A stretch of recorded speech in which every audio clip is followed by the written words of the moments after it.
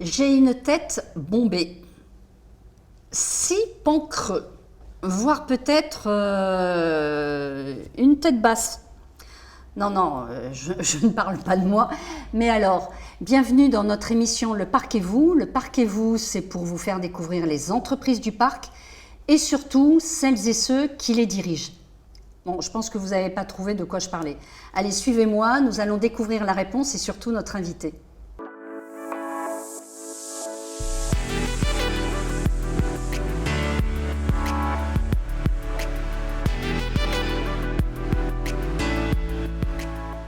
Aujourd'hui, nous recevons Marie-Christine Antoine de la société Sergivis.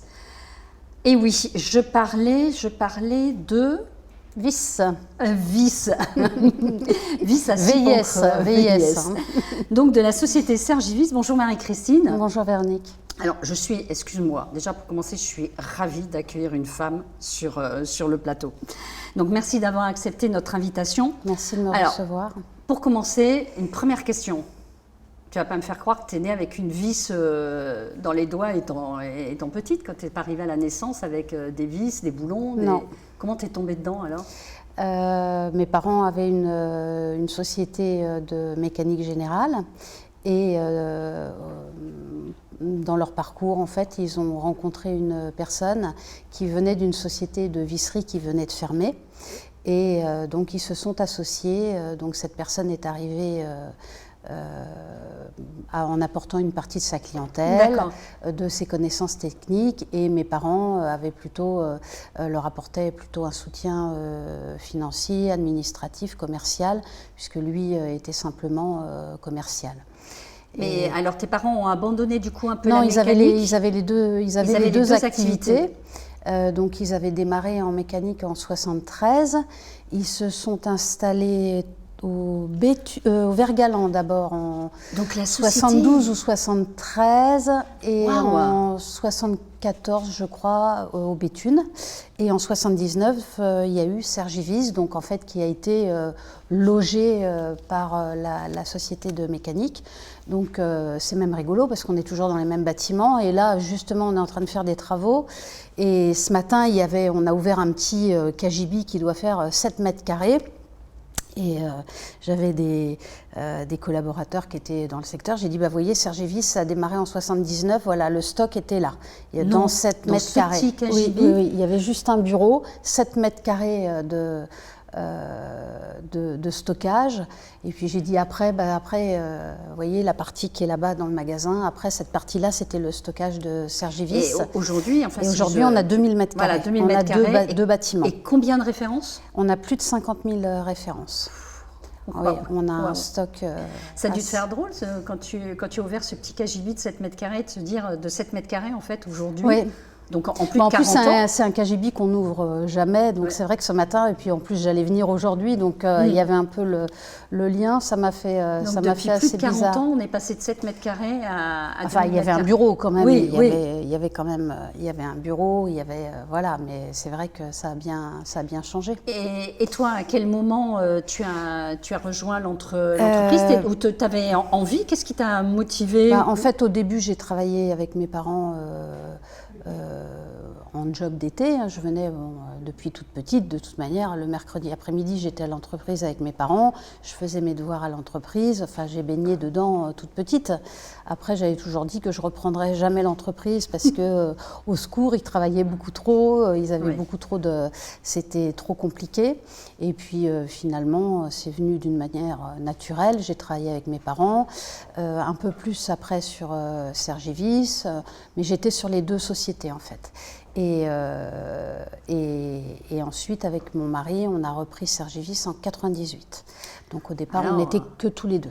Alors justement, j'ai une première question indiscrète. Comment fait-on pour travailler en couple? Puisque tu travailles en couple avec ton mari. Oui. Toute la journée, vous arrivez à vous supporter. Comment on fait quand on travaille en couple? Quel est votre secret à tous les deux? Je pense que notre secret, c'est que déjà, on s'entend extrêmement bien. On a une relation exceptionnelle et en plus on a chacun notre partie. C'est-à-dire que depuis toujours, moi j'étais plutôt au bureau pour toute la partie commerciale, administrative, financière, RH, et lui était plus sur la partie technique, qualité, contact avec les clients au comptoir, conseil aux clients. Donc en fait, chacun son domaine. Chacun son domaine, et il y a des jours, voilà, on se retrouve le midi, mais il y a des jours où on ne va pas se voir, on n'est pas tout le temps ensemble. Et de toute manière, quand on n'est pas ensemble, ça ne va pas. Donc même il faut qu'on sache où est l'autre, voilà, c'est une relation. Mais les décisions, vous les prenez ensemble alors, ou les chacun décisions, dans votre domaine? Non, enfin, chacun a ses idées qu'il apporte à l'autre, et on prend toujours les décisions à deux. Ce qui nous permet quand même d'arbitrer, voilà, d'envisager le pour et le contre, et on a toujours pris nos décisions à deux. En général, c'est le week-end. Le week-end ou le vendredi soir, ou, voilà. Alors, je voulais quand même un peu te surprendre, Marie-Christine, parce que tu m'as envoyé l'histoire de l'entreprise, et j'ai trouvé que les mots que tu utilisais étaient très, très, très émouvants. Moi, il y a une devise qui m'a beaucoup touchée, puisque maintenant, donc tes enfants travaillent aussi dans l'entreprise. Oui. Et une devise qui m'a beaucoup touchée, c'est si on n'avance pas, on recule, donc il faut avancer. Toujours. C'est vraiment la devise que vous avez toujours eue tous les deux. Oui. Tes parents aussi? Oui, je pense à un certain moment. Après, bon, à un moment donné, ils en ont eu marre et ils sont passés à autre chose. Ils ont eu une autre vie. Mais oui, je pense que après, c'est la devise d'un chef d'entreprise, c'est qu'effectivement, si on n'avance pas, il faut toujours avancer, toujours avoir des projets. C'est ce qui nous motive. C'est ce qui fait que le matin, on se lève, on a la pêche, et puis même si on n'a pas bien dormi, qu'on a passé la nuit un peu à réfléchir, on y va et on fonce. Oui. Alors, ce qui était assez extraordinaire, c'est que dans l'histoire que tu m'as envoyée, finalement, chaque génération joue un rôle particulier. Donc vous, ta génération, vous deux avec ton mari, en fait, l'idée, ça a été de casser la boîte. La boîte de 200 vis, on la casse. C'était déjà le principe à la base. C'était le principe déjà de tes parents? Oui, c'était déjà le principe. C'était une forme de vente qui était différente. Donc, effectivement, la plupart de nos confrères vendent la boîte complète, et nous, on détaille en fait. On dit casser une boîte. On détaille, donc on accepte de vendre.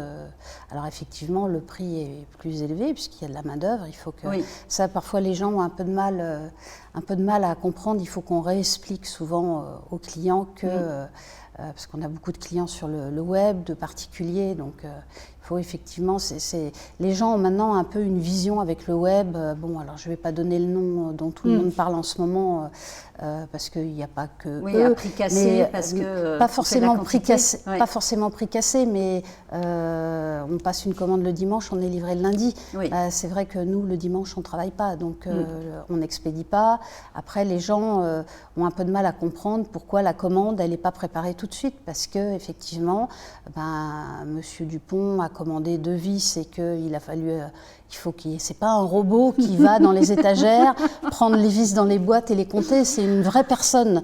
C'est ça qu'on essaye d'expliquer aux gens, c'est que c'est des vraies personnes qui sont là et qui prennent un sachet, qui vont mettre les vis dedans, qui les comptent à la main. Donc il y a une vraie valeur.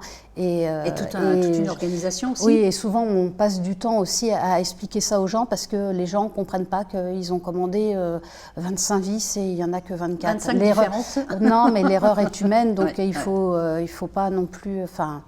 les gens ont une valeur et on tient à ce que ça soit mis en avant. Je sais que vous y êtes attaché. En tout cas, toi ta génération, alors le virage que vous avez pris, c'est... Informatiser et puis vendre sur le web, avoir un e-commerce en quelque sorte. Proximité, particulier.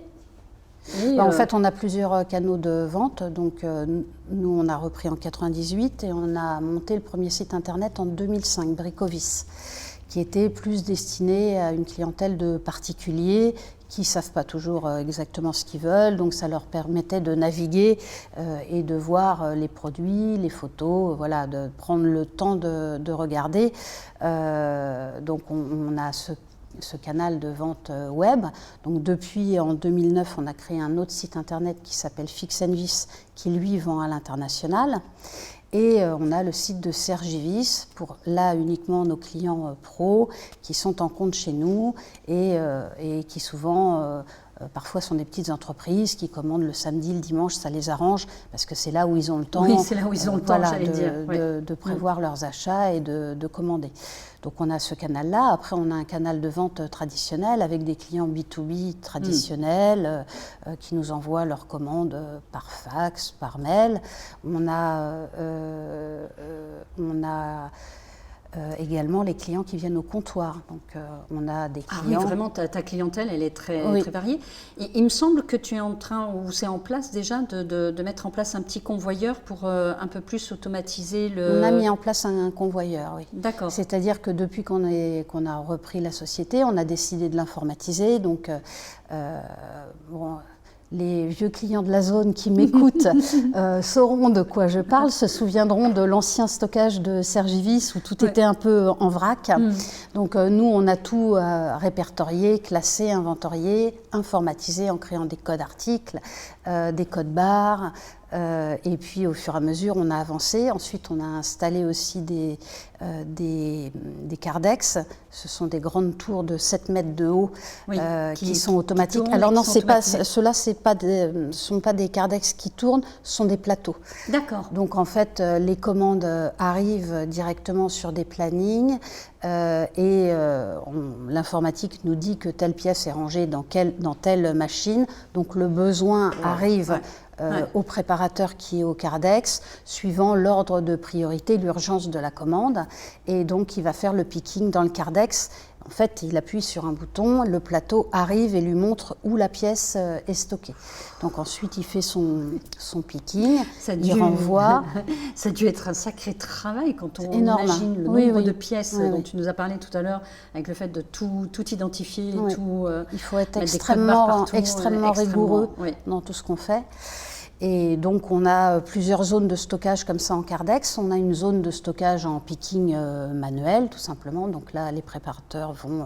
mais c'est pareil, ils ont leur liste de préparation. Ils savent à quel endroit ils doivent aller. Et en fait, comme on a quand même 2000 mètres carrés, les gens tournaient beaucoup. Il y avait beaucoup de déplacements. Pas inutile, sûrement, parfois. Beaucoup de kilomètres dans la journée. Donc, on a mis en place un système de convoyage où, en fait, chaque zone de préparation prépare ses pièces qu'ils mettent dans un bac. Au moment où ils commencent à préparer la commande, ils appairent le bac à la commande et ensuite ils posent le bac une fois qu'il est plein sur le convoyeur et avec le système de cellules, en fait, les bacs tournent et partent dans l'autre bâtiment où là, on a aménagé une zone d'emballage. Donc là, en fait, si par exemple la commande a été préparée sur 3 zones de stockage différentes, les 3 bacs sont amenés sur la ligne d'emballage. Les 3 zones alimentent la même zone d'emballage. Oui, c'est-à-dire que les bacs qui sont pour la même commande arrivent sur la même ligne d'emballage. Ouh là là, oui, d'accord. Et la personne qui est à l'emballage scanne ses produits. Parce que la commande peut appeler 3 zones différentes. Ou 4 maximum. Ouais. Bah alors, dis donc, excuse-moi, mais la génération qui arrive là derrière, là, la barre est haute. tu les vois mettre quoi en place de plus? L'avenir, c'est quoi dans ton métier, l'évolution? Encore très certainement d'automatiser. Après, l'automatisation chez nous, c'est pas une automatisation pour éviter du personnel, c'est une automatisation qui facilite le travail du personnel et c'est une aide à la préparation de commandes. Mais on aura toujours besoin de personnes qui se déplaceront dans le magasin pour aller compter des vis. Oui, parce que ton entreprise, vous recrutez. Oui. En ce moment. Oui. Donc juste pour terminer, les commandes arrivent, donc les bacs arrivent sur la zone d'emballage. Il y a un emballeur qui scanne les produits pour vérifier que la commande est complète. Donc à l'écran, la commande se surligne au fur et à mesure. Une fois qu'elle est complète, on sait, l'écran nous dit que le client a choisi tel type de transport. Donc on met en fait en carton suivant l'emballage approprié. On a une balance qui est intégrée. On appuie juste pour valider le poids, ça nous sort l'étiquette de transport et ça nous sort le bon de livraison pour le client. Ensuite, on ferme le colis, on le remet sur les convoyeurs et il est emmener vers la zone où le transporteur va venir chercher les colis, puisqu'on travaille avec plusieurs transporteurs en fonction de la rapidité, de la proximité. Oui, on a TNT, Chronopost, Colissimo, Mondial Relais, voilà, on a beaucoup de transporteurs. Donc, dans ce que tu m'as envoyé, tu me disais, petit à petit, on commence à intégrer nos enfants dans les prises de décision. Donc, les enfants, je vais être très indiscrète, les enfants, vous les avez bien fait tremper dans ce milieu-là de façon à ce qu'ils reprennent le flambeau ou... Non. Non. Non, pas du tout. C'est par goût, par habitude peut-être aussi. La fille de mon mari, elle est arrivée il y a 15 ans. On lui a proposé de venir travailler avec nous, ça l'intéressait, donc elle est venue. Au départ, elle était au commercial et puis maintenant, elle est responsable des achats. Et mon fils aîné, on voulait qu'il aille faire ses armes ailleurs, donc il a travaillé dans d'autres sociétés. Oui. Là, dernièrement, il était dans une SS2I, donc où il plaçait du personnel, il était sur des gros projets informatiques pour des gros clients, voilà. Et donc, il a intégré la société l'année dernière, il est là depuis l'année dernière. C'est lui qui a voulu intégrer ou c'est toi qui dit allez mon fils viens un peu là, non? On lui a proposé, et il a réfléchi et il a senti que c'était le bon moment, qu'il était prêt. Donc et là, après on a un autre garçon qui est Nicolas qui a 17 ans. Les trois sont dedans? Alors non, Nicolas, lui, il est en terminale, mais on essaye il veut absolument venir travailler avec nous, donc forcément c'est avec plaisir. Il est assez sérieux et là, normalement, il devrait faire une école d'ingénieur.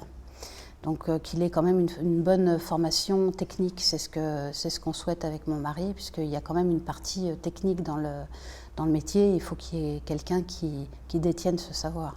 Donc à la fois il y aura une transmission, mais il faut aussi qu'il soit quand même formé. En plus, ils seront dans des domaines différents, chacun, donc il n'y aura pas de conflit de domaine ou le fait de se marcher sur... Voilà.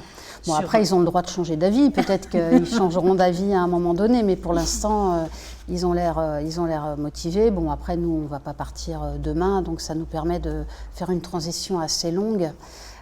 Et puis chacun, ils ont en fait une responsabilité, ils sont en charge d'un projet où Stéphanie est responsable des achats, donc elle gère sa partie. Moi, je n'interviens pas dans sa partie.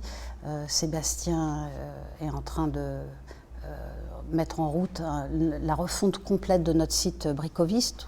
Là, on est reparti complètement d'une page blanche. Ça, c'est lui qui a mené le projet, avec notre aide, bien évidemment, mais forcément, on leur donne tout ce qu'il faut pour qu'ils puissent réussir. Donc moderniser, informatiser, toujours à avancer.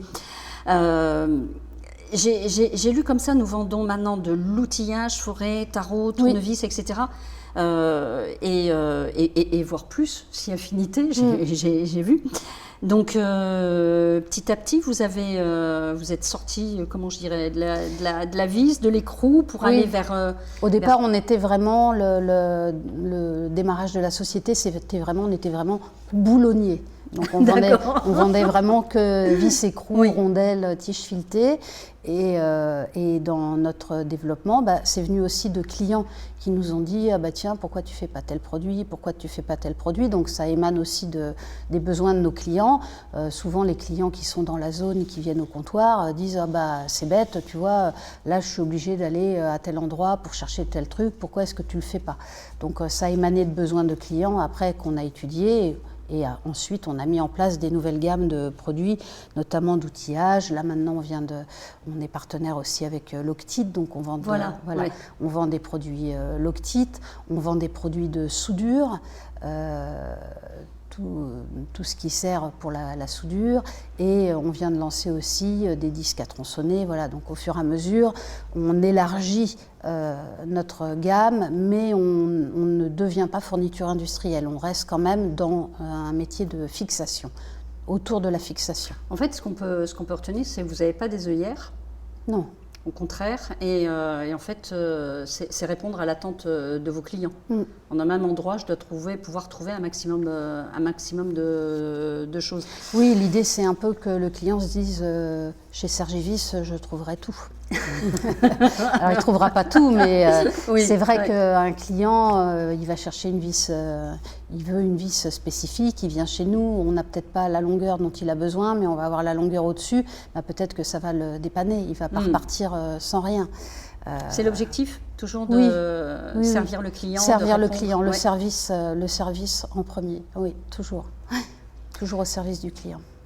Tout à l'heure, tu as dit oui, c'est ce qui fait que le matin on se lève, on y va. Mais bon, ok, je veux bien te croire, mais quel est ton moteur? Qu'est-ce qui te fait avancer?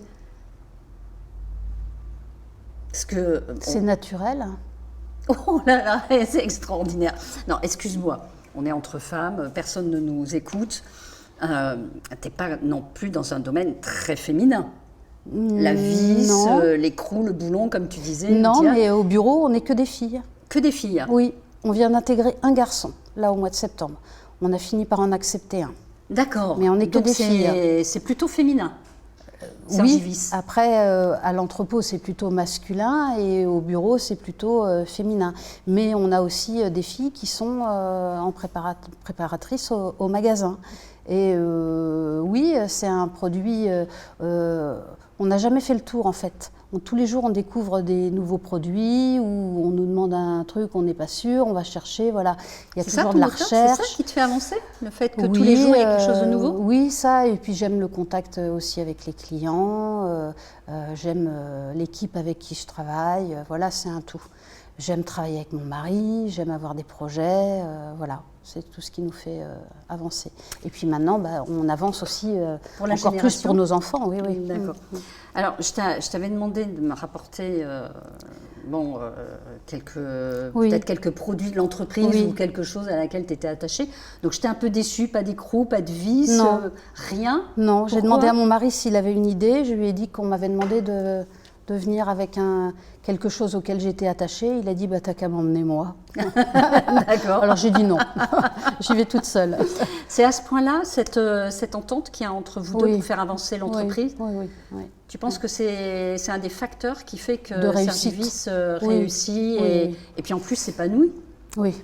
Oui, et puis bon, c'est vrai que tout à l'heure tu me demandais comment on peut travailler en couple. Quand on est entrepreneur et qu'on doit travailler énormément, des week-ends, bon maintenant on prend des vacances, mais avant on en prenait peu.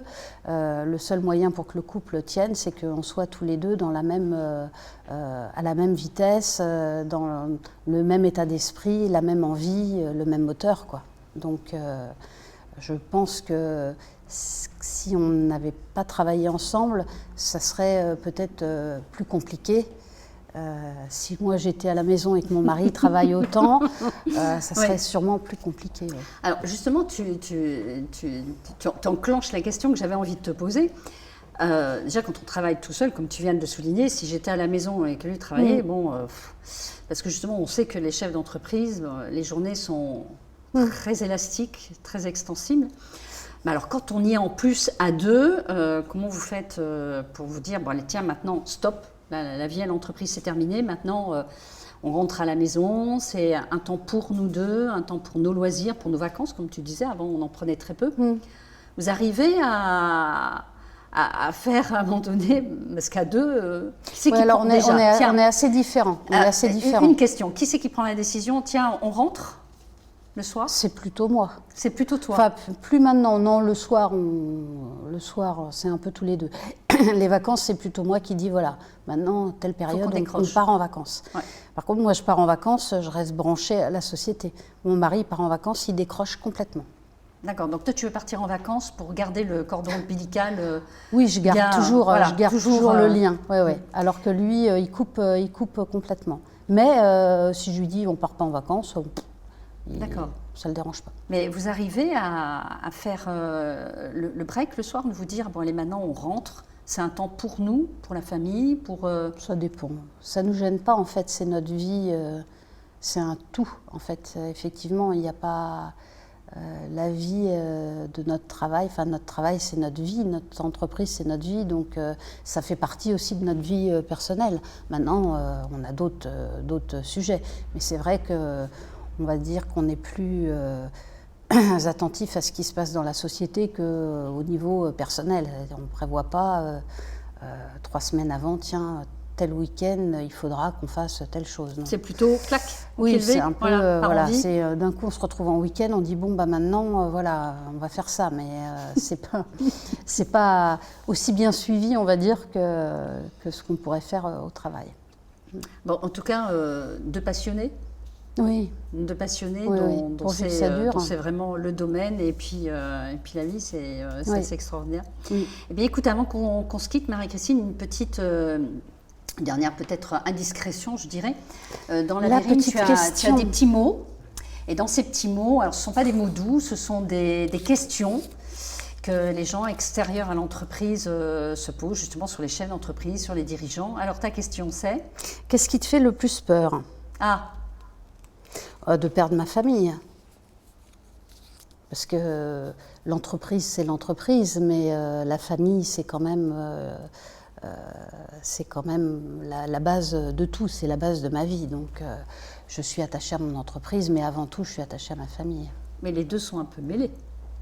Maintenant, oui. Oui, parce que l'entreprise, elle est familiale, parce que l'entreprise, y a toutes les personnes de ta famille auxquelles tu es attachée, et en même temps, la famille, tu en profites un peu tous les jours d'ailleurs, de toute la famille, des enfants qui sont là Oui, le midi, on se retrouve, à déjeuner, puisque la plupart des gens déjeunent sur place, donc on est tous réunis, donc on n'évoque pas forcément les histoires de famille, mais on se retrouve en famille, oui.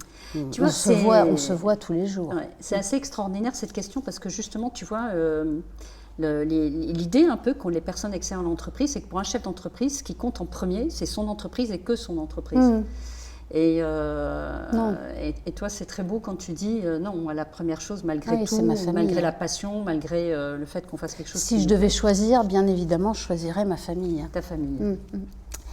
Eh bien, écoute, je te remercie beaucoup, Marie-Christine. Je suis très heureuse d'accueillir enfin une femme, parce que vous êtes peu nombreuses dans ce monde-là. Donc, je te remercie beaucoup d'avoir accepté cette invitation, Merci de m'avoir sollicitée. J'étais un peu réticente, mais finalement... Oui, mais parce que tu es quelqu'un, on le sent, d'assez humble, de très sincère, et en même temps, tu vis une passion qui est extraordinaire. Et c'est ça que je voulais que tu partages avec nous. En tout cas, moi je dis déjà merci à toute la régie, et quant à nous nous retrouvons avec un autre invité très bientôt. Merci de nous suivre et d'avoir regardé cette vidéo. D'ici là, que dire, comme je vous le dis d'habitude, abonnez-vous, likez, commentez, partagez. Bon, je ne vais pas vous dire non plus aller acheter des vis, des boulons, etc. Mais quoique, puisqu'on peut les avoir au détail et au comptoir. En tout cas, je vous dis à très bientôt.